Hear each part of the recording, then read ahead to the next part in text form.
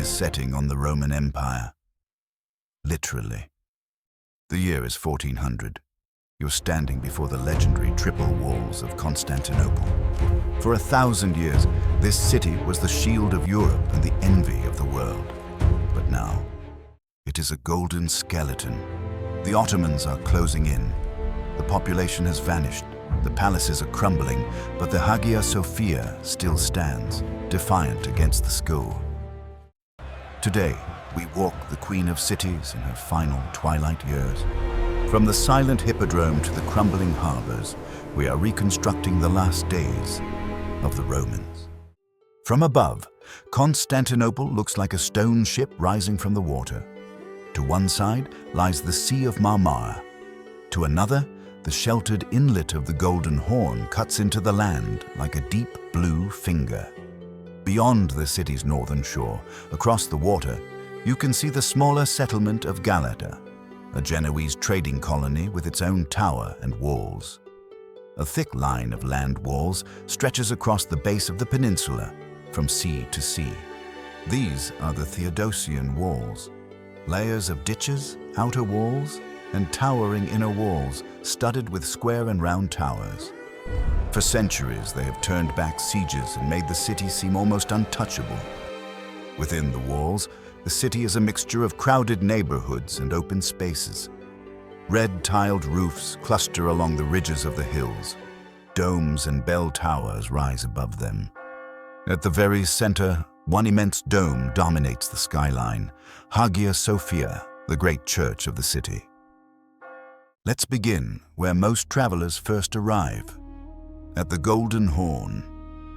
The harbor of the Golden Horn is one of the safest anchorages in the eastern Mediterranean. Ships from Venice, Genoa, the Aegean Islands, and the Black Sea lie at anchor here, their masts foresting the water.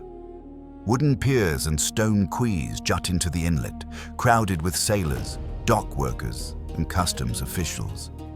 The air here smells of tar, fish, and spice. Bales of cloth, sacks of grain, and barrels of wine and oil are stacked along the waterfront. Italian merchants in distinctive hats and cloaks bargain with Greek traders, Armenians, and visitors from further east. The finest wool from Genoa. I cannot go lower than 40. 40 is too much, my friend. I will give you 25. 35, and we have a deal. Dozens of languages mingle together in a constant background of shouts, haggling, and creaking ropes. From the harbor, goods and people enter the city through sea gates in the walls. Beyond them, broader streets run inland, lined with warehouses and shops selling imported luxuries, silks, glass, fine metalwork. This silk is the finest quality, worth every coin. Weighed fairly, as agreed. A good trade. Carts pulled by oxen and horses rumble over the uneven paving stones, while porters carry loads on their backs toward markets deeper in the city. If you turn away from the waterfront and follow the landward side of the city, you soon reach the Great Walls themselves. Up close, the Theodosian Walls feel even more massive. A dry moat or ditch lies before you, once filled with water in times of danger. Above it rises a lower outer wall, and beyond that, the higher inner wall with towers every few dozen meters. Stairways and ramps lead up to the wall walk. From the top, you can look out across the fields and villages of the hinterland and back down into the city. For residents of Constantinople, these walls are more than military defenses. They are symbols of protection, the stone line that has kept the city alive through sieges, plagues, and wars. In the early 1400s, everyone knows threats are growing. Ottoman forces control much of the surrounding land. But inside the walls, daily life goes on. Let's turn back toward the heart of the city and follow one of its main avenues. The main road from the old imperial gate runs like a spine across the city's hills. Paved in stone, it is wide enough for carts and mounted riders to pass in both directions. On either side, houses and shops crowd forward, their upper stories leaning slightly over the street. As you move along this avenue, the character of the neighborhoods changes. In some stretches, you pass modest workshops, blacksmiths, cobblers, and weavers who spill their work out onto the street. In others, you see larger stone houses with walled courtyards, belonging to officials, wealthy merchants, or members of the remaining noble families.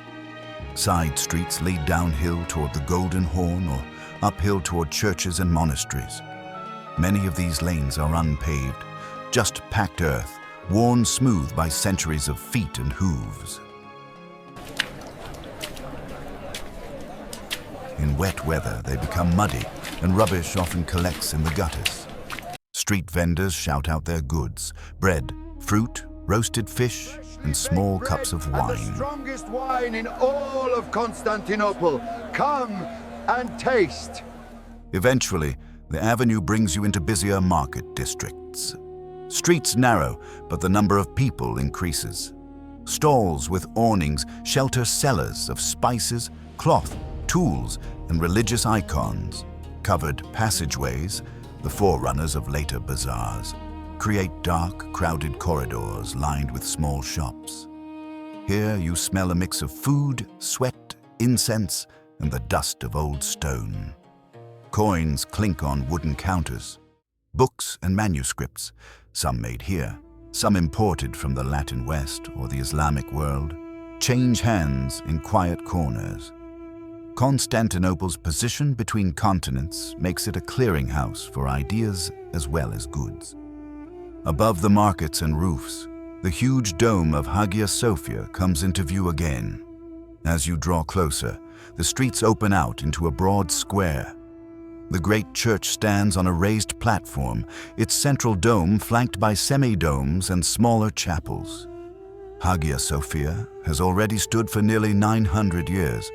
From the outside, its walls are simple and massive, built to hold the weight of the vast dome. From the inside, which we'll only suggest here, it is said to shimmer with mosaics and colored marble. Light falls from windows at the base of the dome, making it seem as if it hangs from heaven rather than rests on stone.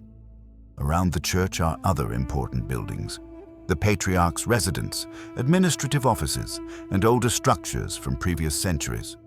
This district is the religious and ceremonial heart of the Byzantine capital, much as the Forum once was in ancient Rome. Yet by the 1400s, the city around it has changed. Population has declined from its medieval height. Some neighborhoods inside the walls are partly empty, with gardens or fields where houses once stood. Elsewhere, new wooden homes have been tucked into the gaps, giving the city a patchwork, lived-in feel. If you leave the monumental center and wander into one of these quiet, residential quarters, the scale shrinks again. Narrow lanes twist between stone houses, timber-framed buildings, and small neighborhood churches. Signs of earlier centuries appear everywhere: reused columns, fragments of carved relief set into later walls. In some districts near the land walls, you can see vineyards and gardens within the city limits. Goats graze along half-ruined sections of wall, even as watchtowers still stand above them. People draw water from cisterns and fountains, carry buckets back home, and share news of politics and war much as they share bread and wine. To the north and west, near the Blachernai quarter, parts of the imperial palace complex still overlook the walls. These buildings are simpler and more defensive than the old seaside palace, but they still speak of a long imperial tradition. From their terraces, you can see both the land walls and the waters that surround the city. Look out across the Golden Horn again and you're reminded that Constantinople is not isolated. Across the water, the towers and houses of Galata mark the presence of Latin Christian merchants with close ties to Venice and Genoa. Further along the straits, on the Asian shore, new Ottoman fortresses watch the shipping lanes. Standing here, you can feel how the city sits between worlds, between Latin West and Orthodox East, between Christian kingdoms and the rising Ottoman state, between medieval habits and early modern ambitions. Climb back into the sky for one last look.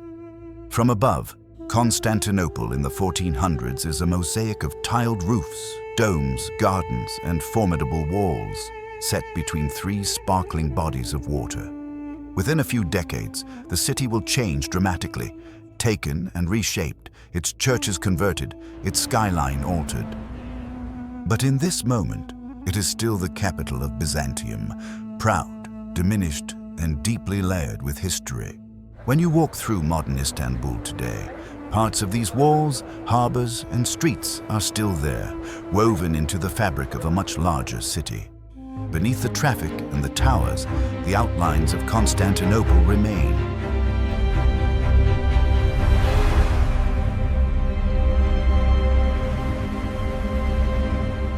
If you'd like to walk through another great city from the past, I've reconstructed more historical capitals. You can continue your journey right here.